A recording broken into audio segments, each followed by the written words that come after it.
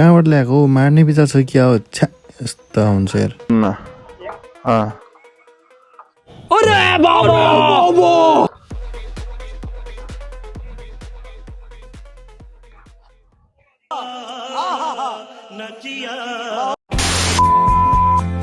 Hello and नमस्ते साथीहरू, के छ? सन्चै आरामै हुन्छ? म पनि सन्चै आरामै छु। अनि आज चाहिँ उता काउलीवन जाँदैछु। त काउलीवन जाँदाखेरि के हुन्छ कसो हुन्छ त्यो म हजुरहरूलाई देखाउँदैछु।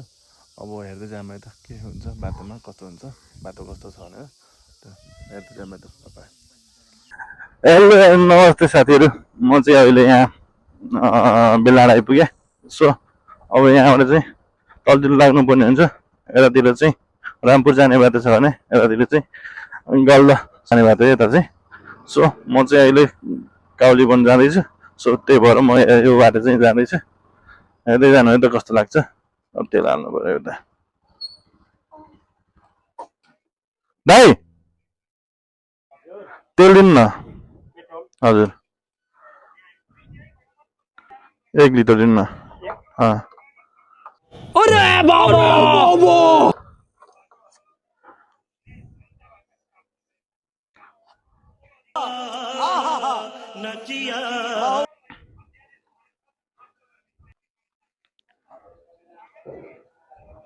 सो म चाहिँ अहिले बेला कति सक्यो, यहाँबाट उता चाहिँ अलिकति बाटो बन्दै रहेछ। सो अलिकति बिस्तारै जानुपर्ने हुन्छ। अनि राम्रो काम भयो चाहिँ यतापट्टि बाटो बन्नु।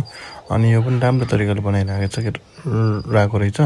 जुन यो छ नि ढलान गरेर अनि बाटो बनाउनु एकदम राम्रो हो कि चाहिँ। सो अहिले चाहिँ यतिको विकास गर्नु भनेको धेरै राम्रो हो। सो छिटै बनोस्, राम्रो होस् भन्ने चाहन्छु।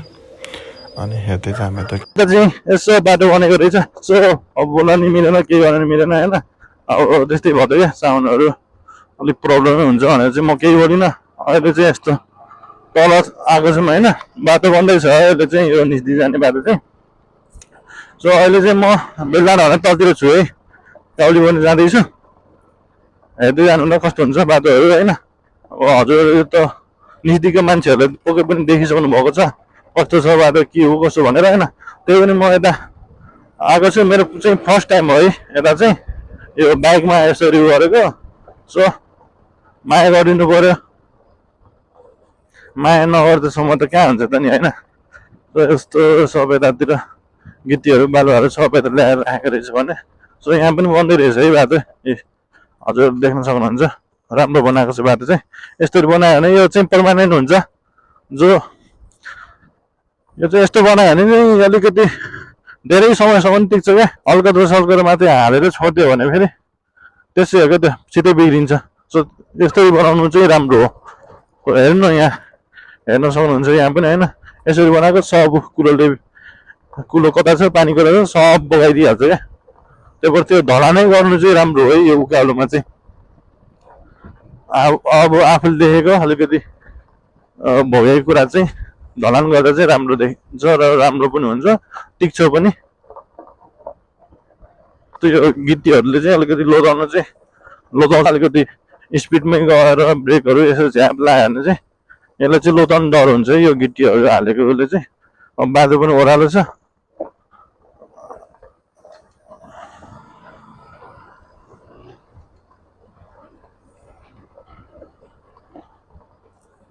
बाटो चाहिँ सबतिर ढलान गरेर यताउति गरेर राम्रो बनाउनु लागेको रहेछ बाटो चाहिँ।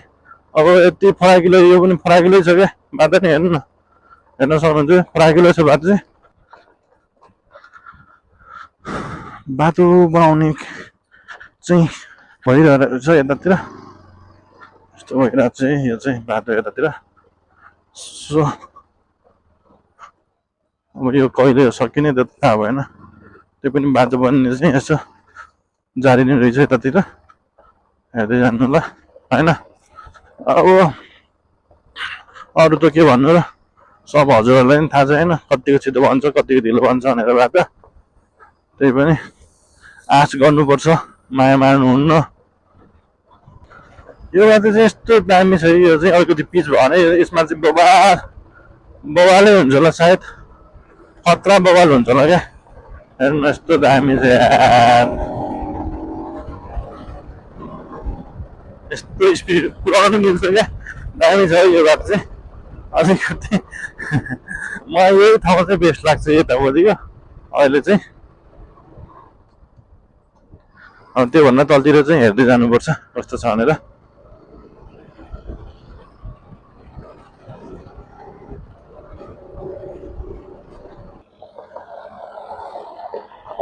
कहाँ ल्याएको हौ साथीहरू म चाहिँ अहिले यता खोलातिर आइपुगेँ होइन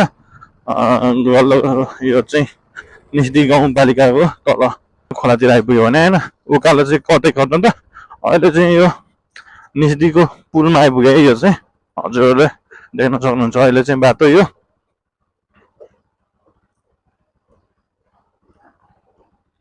यस्तो छ है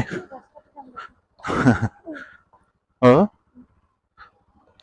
यस्तो चाहिँ यहाँ चाहिँ खोलाहरू पनि छ यता भने हजुरहरूले